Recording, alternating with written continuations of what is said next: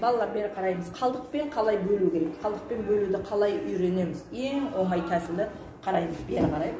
Мына 5-тің таблицасын мен сендерге үйреткен. 5-тің көбейту кестесін жаттадық, иә? 5-тің көбейту кестесінде 29-дан аспайтын, бірақ 29-ға жоқ. Өйткені 29 5-тің таблицасында жоқ. Сол себепті 29-дан аспайтын. 30 болып кетпеу керек. Уже 30 болса, 6 мысалы 30 ғой. 30 болмау керек. Бірақ сол 6-ның алдындағы сан қандай сан? 5. Тура сол сан табамыз. 5. 5 саны мен 5 санын тексеріп көреміз. Көбейткенде қанша шығады? 25 шығады. Оның енді 25 саны, 29 саны теңелу үшін, 29-дан осы 25-ті алып тастаймыз. Қанша шығады? 4 шығады. Яғни 0 ғой, мына жерде жоқ.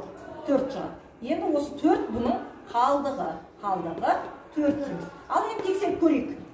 Тексеріп көрсек, бірінші мына екеуін көбейтеміз. 5-шедегі 5.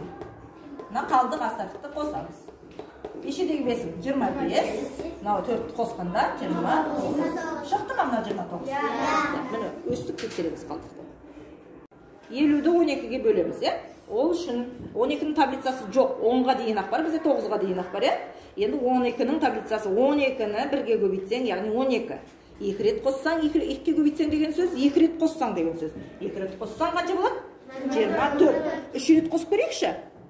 36. 4 рет қосайық. 48.